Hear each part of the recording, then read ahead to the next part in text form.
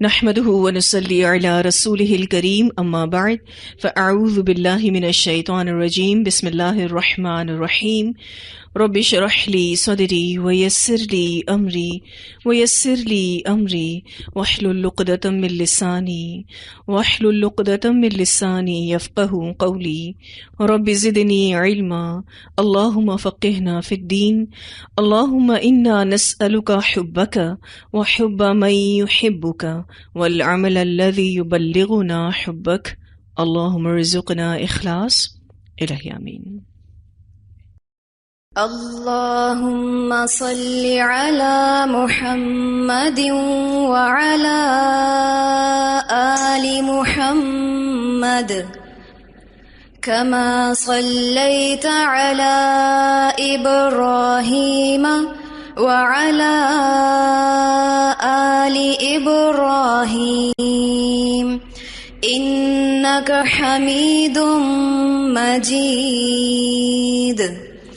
اللهم بارك على محمد وعلى آل محمد كما باركت على إبراهيم وعلى آل إبراهيم إنك حميد مجيد۔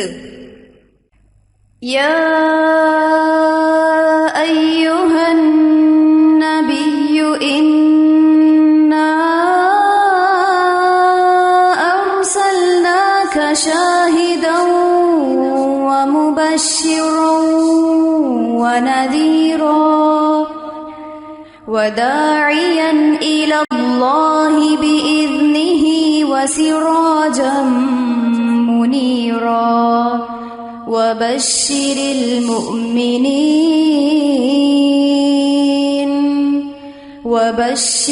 المؤمنين بأن لهم من الله فضلا كبيرا۔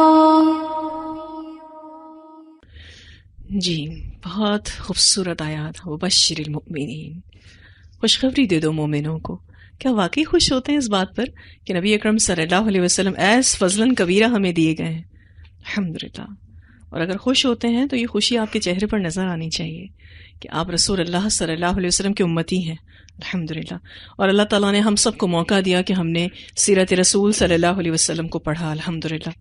سیرت النبی صلی اللہ علیہ وسلم ایک سدا بہار موضوع ہے، اور انسانی تاریخ میں کوئی دوسری ہستی ایسی نہیں جس کے بارے میں اتنا آنرڈ لٹریچر ملتا ہو جتنا رسول اللہ صلی اللہ علیہ وسلم کے بارے میں ملتا ہے، الحمدللہ۔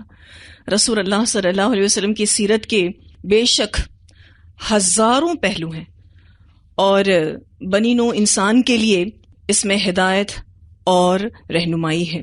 ہم دیکھیں تو ہر پہلو ہدایت اور رہنمائی کے اعتبار سے دوسرے پر سبقت لے جانے والا ہے۔ سیرت کا سب سے نمایاں اور روشن پہلو دعوت اور تبلیغ ہے، جو رسول اللہ صلی اللہ علیہ وسلم نے دین اسلام کو پھیلایا۔ بہت ہائی لائٹڈ پہلو ہے سیرت کا۔ آپ صلی اللہ علیہ وسلم لوگوں کے لیے رحمت بنا کر بھیجے گئے۔ آپ صلی اللہ علیہ وسلم مکی دور میں نبوت سے پہلے ہی صادق اور امین کے لقب سے مشہور تھے۔ آپ صلی اللہ علیہ وسلم صلہ رحمی کرتے تھے، مصیبت میں پڑے لوگوں کی مدد کرتے تھے، حق والوں کو حق دلاتے تھے۔ یہ سب کچھ نبوت سے پہلے رسول اللہ صلی اللہ علیہ وسلم کا اخلاق تھا۔ پھر لوگوں تک دین پہنچانے کے لیے جس صبر و تحمل، عفو و درگزر اور شفقت اور رحمت کا طریقہ نبی اکرم صلی اللہ علیہ وسلم نے اپنایا، یہ سیرت کا عظیم و شان پہلو ہے۔ آپ صلی اللہ علیہ وسلم کو 40 سال کے بعد اللہ تعالیٰ نے نبوت دی، اور یہ عمر کا وہ حصہ ہے جس میں ہر انسان اپنی عزت کو لے کر بہت زیادہ سینسٹیو ہوتا ہے، حساس ہوتا ہے۔ 40 سال تک لوگوں نے آپ کو صادق اور امین کہا، لیکن جیسے ہی نبی اکرم صلی اللہ علیہ وسلم نے نبوت کا دعویٰ کیا، اللہ کا پیغام پہنچایا، تو لوگوں نے آپ صلی اللہ علیہ وسلم کو جھوٹا کہا، پاگل کہا، شاعر کہا، کاہن کہا، جادوگر کہا۔ اور آپ صلی اللہ علیہ وسلم ان سب چیزوں کو برداشت کرتے رہے. آپ ذرا سوچیں کہ رسول اللہ صلی اللہ علیہ وسلم کے دل پر کیا گزرتی ہوگی، کیونکہ آپ صلی اللہ علیہ وسلم بہت میچور ایج پر تھے، اور اس ایج میں کوئی بات سننا، وہ بھی اپنی عزت پر، یہ اتنا آسان نہیں ہوتا. لیکن سیرت میں ہم نے پڑھا کہ آپ صلی اللہ علیہ وسلم نے ان تانوں کا کوئی جواب نہیں دیا، صبر کے ساتھ اس کو برداشت کرتے رہے. 3 سال رسول اللہ صلی اللہ علیہ وسلم دعوت و تبلیغ کا کام خفیہ طور پر کرتے رہے، لیکن جیسے ہی اللہ تعالیٰ کی طرف سے نبی اکرم صلی اللہ علیہ وسلم کو یہ حکم ہوا کہ اب آپ کو اعلانیہ تبلیغ کرنی ہے، تو پھر بہت ہی خطرناک ری ایکشن مشرکین مکہ کی طرف سے آنا شروع ہو گئے. بہت زیادہ مشکل حالات نبی اکرم صلی اللہ علیہ وسلم کے سامنے آنا شروع ہو گئے. آپ صلی اللہ علیہ وسلم کی اولاد میں سے جب آپ کے بیٹے حضرت عبداللہ فوت ہوئے تو مشرکین مکہ نے آپ صلی اللہ علیہ وسلم کو جڑ کٹا ہونے کا طعنہ دیا کہ یہ تو جڑ کٹا ہے، اس کی تو نسل ختم ہو گئی، کیونکہ آپ صلی اللہ علیہ وسلم کے تمام بیٹے جو تھے وہ فوت ہو گئے تھے. جب عبداللہ فوت ہوئے تو یہ طعنہ دیا، لیکن اس پر بھی نبی اکرم صلی اللہ علیہ وسلم نے کوئی جواب نہیں دیا. لیکن اللہ سبحانہ تعالیٰ نے سورۃ الکوثر نازل فرمائی اور اس میں مشرکین کے اس طعنے کا جواب دیا کہ جڑ کٹے رسول اللہ صلی اللہ علیہ وسلم نہیں، تم لوگ ہو. کیونکہ آج آپ دیکھیے کہ کون لیتا ہے مشرکین مکہ میں سے کسی کا نام، لیکن رسول اللہ صلی اللہ علیہ وسلم کا نام کتنا زیادہ ہے. الحمدللہ 13 سالہ مکی دور میں آپ صلی اللہ علیہ وسلم کے ساتھ کیا کیا کچھ نہیں ہوا. آپ صلی اللہ علیہ وسلم کی توہین کی گئی، آپ کو طعنے دیے گئے، آپ کا مذاق اڑایا گیا، آپ کے گھر کے آگے گندگی پھینکی گئی، آپ صلی اللہ علیہ وسلم کے راستے میں کانٹے بچھائے گئے، آپ صلی اللہ علیہ وسلم کی دعوت و تبلیغ کو، جو کہ اللہ کا میسج تھا، اس کو کہانیاں کہا گیا، من گھڑت کہا گیا.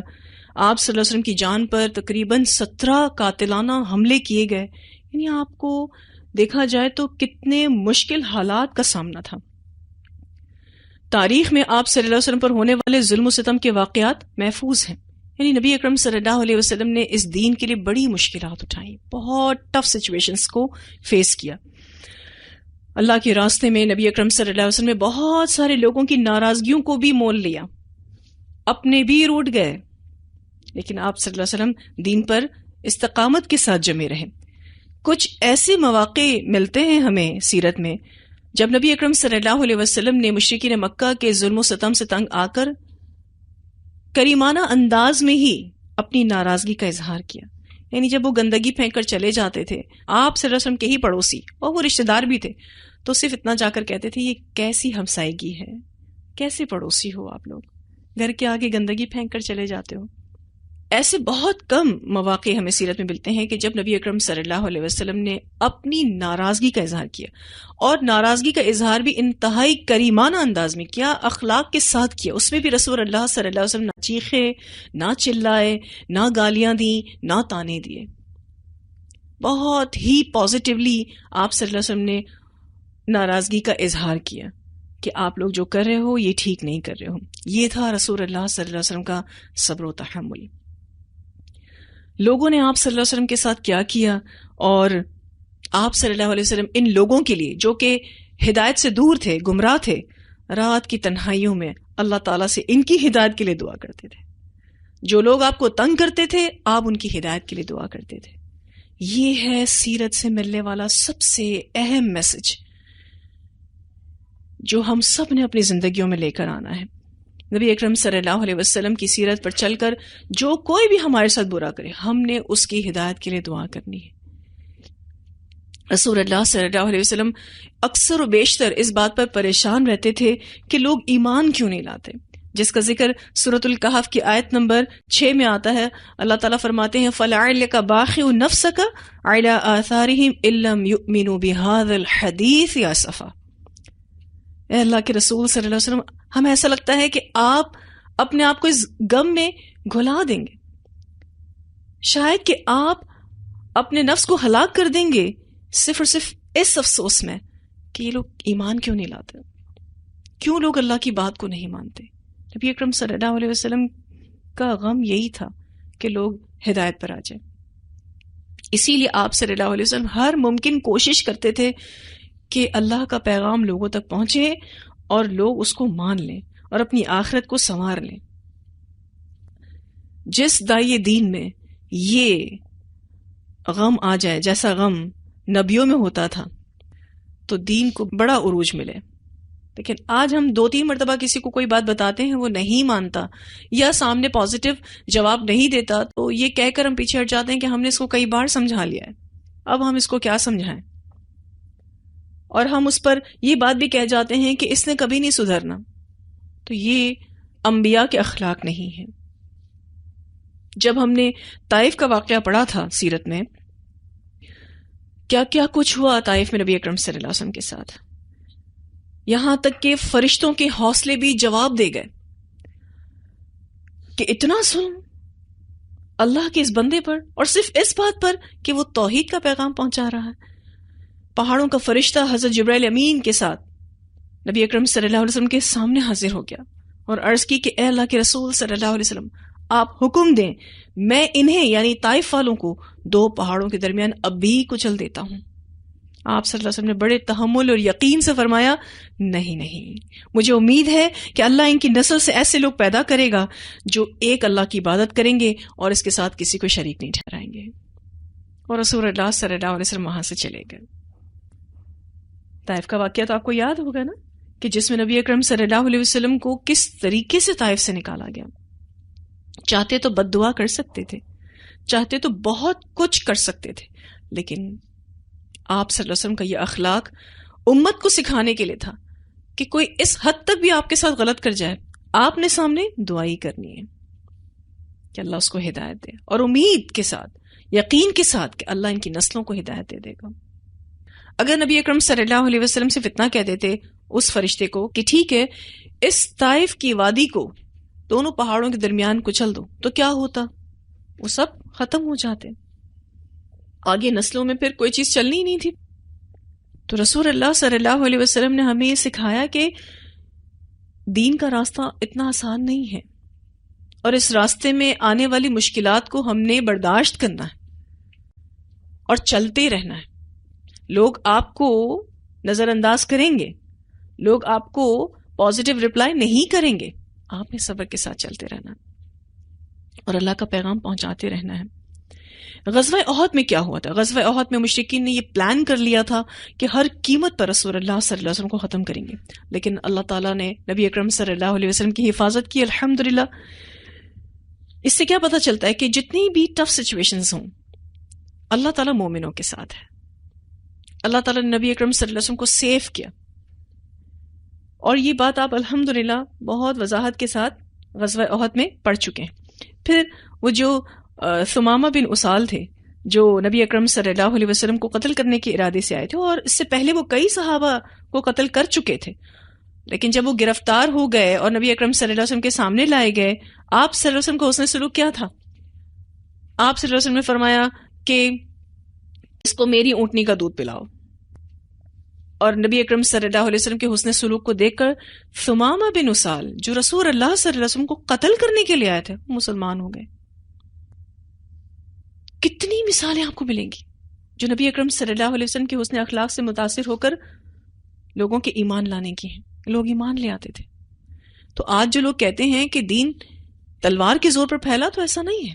دین رسول اللہ صلی اللہ علیہ وسلم کے اخلاق سے پھیلا.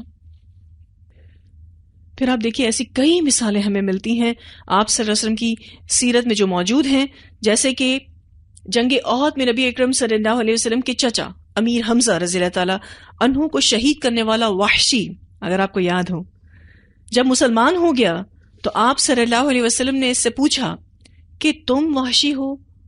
تو وحشی نے کہا کہ ہاں. پھر آپ صلی اللہ علیہ وسلم نے اس سے پوچھا بتاؤ میرے چچا کو کیسے قتل کیا؟ اور جب وحشی بتا چکا تو آپ صلی اللہ علیہ وسلم نے فرمایا بس میری آنکھوں کے سامنے نہ آیا کرو، تمہارا اسلام قبول ہے، تمہارا مسلمان ہونا میں نے قبول کیا، لیکن بس میری آنکھوں کے سامنے نہیں آیا کرو. کیونکہ جب وہ وحشی کو دیکھتے تھے آپ صلی اللہ علیہ وسلم، تب آپ صلی اللہ علیہ وسلم کا زخم ہرا ہو جاتا تھا. اس سے پتہ چلتا ہے کہ رسول اللہ صلی اللہ علیہ وسلم بشر تھے، وہ بھی ہماری طرح فیلنگز رکھتے تھے، ان کو بھی تکلیف ہوتی تھی، لیکن کتنا برداشت کرتے تھے. ہند کو آپ جانتے ہیں، ہند جس نے امیر حمزہ کی لاش کا مثلا کیا، ان کا کلیجہ چبایا، وہ بھی مسلمان ہو گئی. نبی اکرم صلی اللہ علیہ وسلم نے اس کو بھی معاف کر دیا. فتح مکہ کے ٹائم پر آپ نے دیکھا کہ کیا ہوا.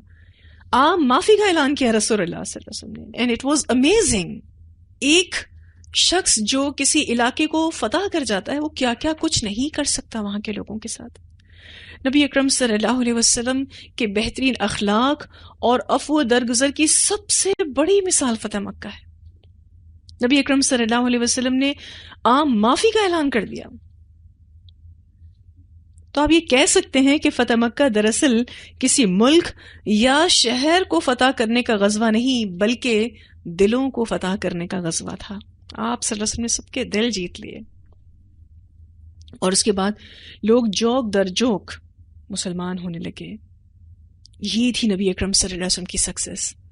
یہ تھا رسول اللہ صلی اللہ علیہ وسلم کا اخلاق جس کو دیکھ کر لوگ اسلام کی طرف آتے تھے. الحمدللہ ہم نے سیرت کا پورا ٹاپک پڑھا، الحمدللہ بہت تفصیل کے ساتھ پڑھا، ایک ایک پہلو کو ہم نے غور کیا. ہو سکتا ہے کہ کچھ پہلو غور کرنے سے رہ بھی گئے ہوں، یہ بھی ممکن ہے کیونکہ ہم سب انسان ہیں نا. مکمل طور پر تو ہم نبی اکرم صلی اللہ علیہ وسلم کی زندگی پر غور و فکر کر بھی نہیں سکتے کیونکہ اتنا خوبصورت اسوہ حسنہ ہے کہ ہم چاہیں بھی نہ اپنی زندگیاں لگا دیں تو بھی ہم آپ صلی اللہ علیہ وسلم کی زندگی کے ہر موتی کو نہیں اکٹھا کر سکتے. لیکن پھر بھی الحمدللہ ہماری ایک چھوٹی سی کوشش کہ ہم نے سیرت کو تفصیلاً پڑھا، جتنی محنت ہم کر سکتے تھے ہم سب نے کی الحمدللہ. اب اس اینڈنگ پر ہم سب نے خود سے سوال کرنا ہے کہ رسول اللہ صلی اللہ علیہ وسلم پر ایمان لانے کے بعد ایک مومن پر کیا کیا فرائض اور ذمہ داریاں عائد ہوتی ہیں. اگر میں نبی اکرم صلی اللہ علیہ وسلم پر ایمان لائی ہوں تو اب ایز مومن مجھے کون کون سے فرائض کو ادا کرنا ہے، کون کون سی ذمہ داریاں مجھ پر آتی ہیں. یا آپ صلی اللہ علیہ وسلم کے ایک مومن پر کون سے حقوق ہیں جو اسے ادا کرنے چاہیے. رسول اللہ صلی اللہ علیہ وسلم کے کون کون سے ایسے حقوق ہیں جو ایز مومن مجھے ادا کرنے چاہیے. آپ صلی اللہ علیہ وسلم کی فرمانبرداری اور اطاعت کا کیا انداز ہونا چاہیے. آپ صلی اللہ علیہ وسلم کا ادب اور احترام کس درجے کا ہونا چاہیے. آپ صلی اللہ علیہ وسلم سے عقیدت اور محبت کیسی ہونی چاہیے.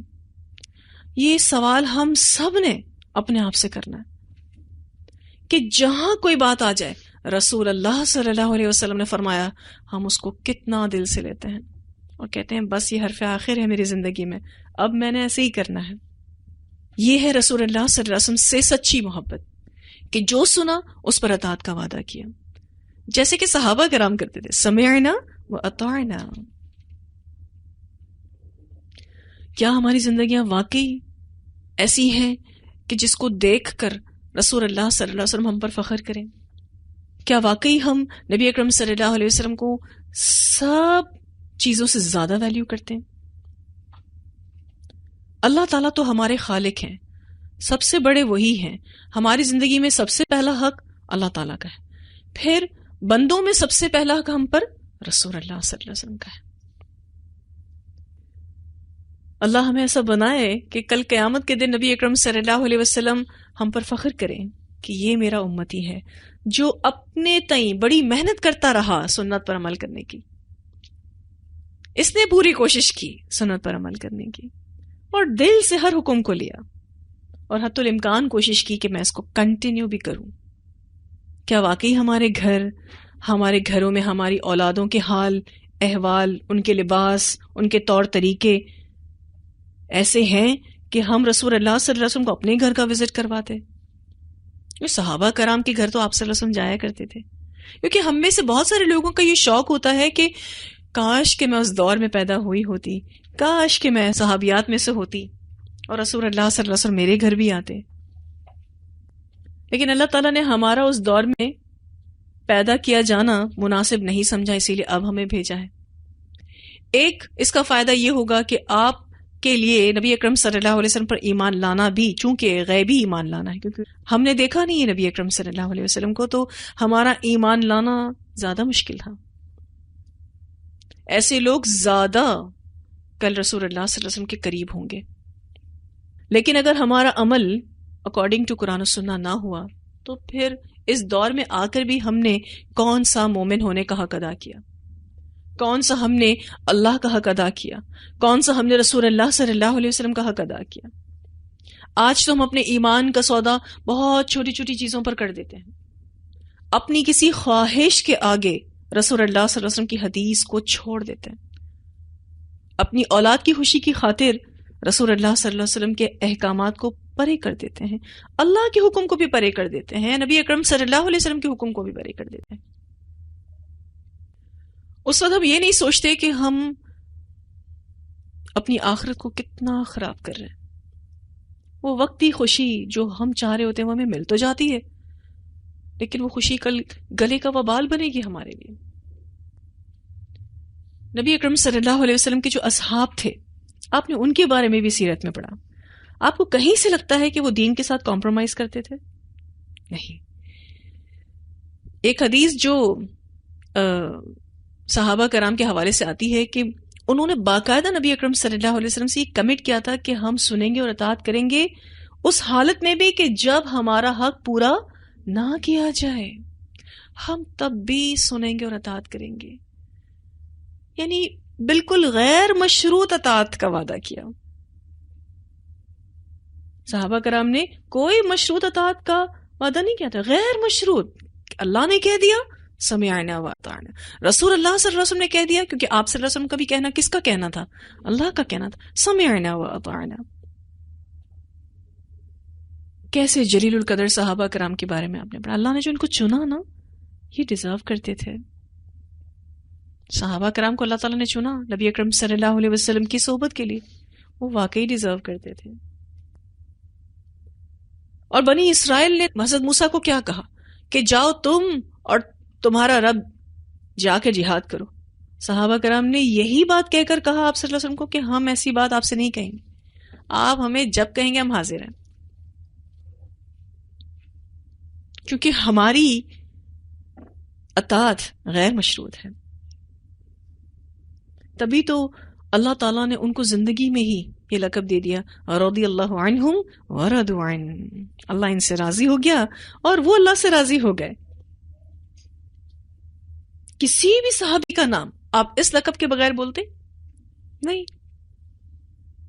یہ دنیا میں اللہ تعالیٰ نے جن کو کہہ دیا اللہ تم سے راضی ہو گیا، کتنی بڑی بات ہے. اور یاد رکھیے گا کہ یہ لقب ایسے ہی نہیں مل گیا ان کو، یہ ان کی کوششوں، ان کی محنتوں اور ان کی قربانیوں کا نتیجہ ہے جس بیسس پر ان کو یہ لقب ملا. تو سیرت پڑھنے کا جو اصل مقصد تھا وہ یہ کہ ہم رسول اللہ صلی اللہ علیہ وسلم کی زندگی کو جانیں، ان کو پہچانیں، ان سے محبت محسوس کریں، اور جب ہم محبت محسوس کریں گے تو ہمارے لیے اطاعت آسان ہو جائے گی. یہ تھا سیرت کا ایک خلاصہ جو دیکھا جائے تو بہت مختصراً میں نے کیا ہے. اگر ہم اس کو طویل سے طویل بھی کرتے جائیں تو یہ پھر خلاصہ نہیں رہے گا، یہ بہت زیادہ لمبا ہو جائے گا. کچھ ایسے احساسات جو مجھے محسوس ہو رہے تھے جب میں نے پہلی بار سیرت پڑھی تھی اور جب میں نے پڑھائی، وہ یہ کہ مجھے لگ رہا تھا کہ مسلمان ہونا، مسلمان گھرانے میں پیدا ہونا، یہ میرے لیے بہت بڑی نعمت ہے، بہت بڑی نعمت. اگر میں کسی نان مسلم گھرانے میں پیدا ہو گئی ہوتی تو مجھے کتنی بڑی مشقت سے گزرنا پڑتا. کون سی مشقت؟ مسلمان ہونے کی مشقت. پھر اس کے بعد میں دین کو سمجھتی، دین کو پڑھتی، کتنا ٹائم لگ جاتا. اللہ سبحانہ تعالیٰ نے ہم سب کو مسلمان گھرانے میں پیدا کیا، اتنا بہترین ماحول دیا الحمدللہ کہ ہم قرآن پڑھتے ہیں، سیرت کو اتنا تفصیلاً ہم نے پڑھا الحمدللہ. اگر ہم کسی نان مسلم گھرانے میں پیدا ہو گئے ہوتے تو سب سے پہلے تو ہمیں مسلمان ہونے کی مشقت سے گزرنا پڑتا، پھر اس کے بعد ہم دین کو پڑھنا شروع کرتے، پھر اس کو سمجھتے اور پھر اس کو عمل میں لانے کی کوشش کرتے. اللہ تعالیٰ نے ان تمام مشکلات سے ہمیں بچا لیا. بس ڈائریکٹ اب ہمیں دین کو پڑھنا ہے، سمجھنا ہے اور عمل میں لانا ہے. لیکن ہم دیکھتے ہیں کہ آج جو لوگ مسلمان گھرانے میں پیدا ہوئے ہیں وہ مسلمان زیادہ تر سو کالڈ مسلمز ہیں، نام نہاد مسلمان، صرف نام کے رہ گئے. پریکٹسنگ تو کوئی ہی نظر آتا ہے. اور جو تعلیمات نبی اکرم صلی اللہ علیہ وسلم نے ہمیں دی ہیں سب سے زیادہ اس کا منکر کون ہے؟ مسلمان. آج آپ دیکھیے تو مسلمانوں کی کیا حالت ہے. وہ پستی کا شکار ہیں، کفار کا ان پر غلبہ ہے، ان کی اپنی کوئی سہ نہیں رہی، کوئی ان کی پاور نہیں ہے. وجہ دین کو جو چھوڑ دیا. 1400 سال پہلے ایک چھوٹی سی جماعت اتنی پاورفل کیسے تھی؟ بغیر کسی اسباب کے یا کم وسائل کے وہ کیسے جنگیں جیت جاتے تھے؟ ایسی کون سی دولت تھی ان کے پاس کہ اللہ تعالیٰ یوں مدد کرتا تھا ان کی؟ کون سی دولت تھی ان کے پاس؟ ایمان کی دولت. کم وسائل ہیں، بسا اوقات اسباب ہی نہیں ہے، وسائل ہی نہیں ہے، تو بھی اتنے پاورفل مسلمان نظر آتے تھے. جو غزوہ خندق ہم نے پڑھا، آسان تھا خندق کھودنا جبکہ پیٹ خالی ہیں. صحابہ کرام کے پیٹوں پر ایک ایک پتھر بندھا ہوا ہے. رسول اللہ صلی اللہ علیہ وسلم کے پیٹ پر 2 پتھر بندھے ہوئے ہیں. ایسے لوگ خندق کھود گئے. یہ کون سی پاور تھی؟ یہ اللہ کی کیسی خاص مدد تھی ان کے لیے. تو یہ سیرت ہمیں سکھاتی ہے کہ تکلیفیں تو آئیں گی، اللہ آپ کو آزمائے گا. اگر آپ نے استقامت اختیار کی تو اللہ تعالیٰ پھر آپ کے لیے زمین اور آسمان کے دروازے کھول دے گا، خوب ساری برکتوں سے نوازے گا، خوب ساری رحمتوں سے نوازے گا، اور اللہ آپ کی سچی ناموری رکھے گا. لیکن اگر آپ کے عمل میں ضعف آیا ایز مسلم، کیونکہ مسلمانوں کا عمل تو آپ کو پتا ہے نا کہ بہت میٹر کرتا ہے. ایک نان مسلم نافرمانی کرتا ہے نا، وہ تو کھلا انکاری ہے نا، وہ تو بلنٹلی اللہ تعالیٰ کا انکار کرتا ہے، اللہ تعالیٰ کے پیغامات کا انکار کرتا ہے. لیکن جب مسلمان انکار کرتا ہے، عمل میں ضعف دکھاتا ہے یا عمل نہیں کرتا، تو پھر اللہ کی پکڑ بھی ایسی ہی آتی ہے. ہیں دونوں ہی گناہگار، ہیں دونوں ہی گناہگار، دونوں کی چھوٹ نہیں ہے. تو صرف مسلمان ہونا کافی نہیں ہے. اور اس بات کا احساس آپ کو سیرت پڑھنے کے دوران ہوا ہوگا کہ آج جو ہم مسلمان ہیں، کن کی قربانیوں کے نتیجے میں؟ رسول اللہ صلی اللہ علیہ وسلم، صحابہ کرام کی، پھر اس کے بعد جو نیکوکار لوگ آئے. اگر وہ دین کا کام نہ کرتے تو آج یہ دین ہماری گودوں میں ہوتا نہیں. کتنا احسان مند ہونے کی ضرورت ہے. اور اگر میں اور آپ اسی چین کو برقرار رکھیں کہ آگے جن لوگوں تک دین پہنچانا ہے وہ اب ہم پہنچائیں، تو انشاءاللہ تعالیٰ وہی ٹیم ہے. پھر وہ ٹیم جو رسول اللہ صلی اللہ علیہ وسلم لیڈر تھے، ان کے صحابہ کرام کے بعد پھر تابعین کے بعد تبع تابعین، پھر سب صالحین، اور پھر وہ ایک چین چلتی رہی جو دین کو پہنچانے والے لوگ تھے. ٹیم ایک ہی ہے. اگر ہم چاہتے ہیں کہ ہم رسول اللہ صلی اللہ علیہ وسلم کے لشکر میں شامل ہوں، ان کے مشن میں شامل ہوں، تو ہم نے بھی دعوت و تبلیغ کا کام کرنا ہے، اللہ کا پیغام لوگوں تک پہنچانا ہے. اور جو ہائی لائٹڈ پہلو ہے سیرت کا کہ صبر بھی کرنا ہے، برداشت بھی کرنا ہے، تکلیفیں بھی جھیلنی ہیں، اور مایوس نہیں ہونا ہے، بس اللہ کا میسج پہنچاتے رہنا ہے بالکل بے غرض ہو کے. چاہے کوئی تانے دے، کوئی باتیں سنائے، کوئی تنقید کرے، کوئی مسئلہ نہیں. تو ہم انشاءاللہ رسول اللہ صلی اللہ علیہ وسلم کی ٹیم میں شامل ہو جائیں گے. اور کل قیامت کے دن آپ کو پتا ہے نا کیا ہوگا؟ اللہ تعالیٰ ان تمام لوگوں کو اکٹھا کر دے گا جو ایک دوسرے سے محبت کرتے تھے، جن کا مشن ایک تھا، چاہے بیچ میں سالوں کا دورانیہ ہو. اللہ تعالیٰ ان سب کو اکٹھا کر دے گا. جو کچھ بھی ہم سیرت میں پڑھتے رہے الحمدللہ، ہم سب نے کوشش کرنی ہے کہ ہم اس کو اپنے عمل میں لے کر آئیں، اور وقتاً فوقتاً سیرت کا مطالعہ بھی کرتے رہیں، کیونکہ ایک دفعہ اس کو پڑھ لینا کافی نہیں ہے، اس کو بارہا سنتے رہنا چاہیے. اور یہ ایک ایسا خوبصورت موضوع ہے، جیسے کہ میں نے بالکل شروع میں کہا کہ یہ ایک سدا بہار موضوع ہے. اس کو جب آپ سنتے ہیں نا، آپ کو ایک اچھی فیلنگز آتی ہیں. الحمدللہ.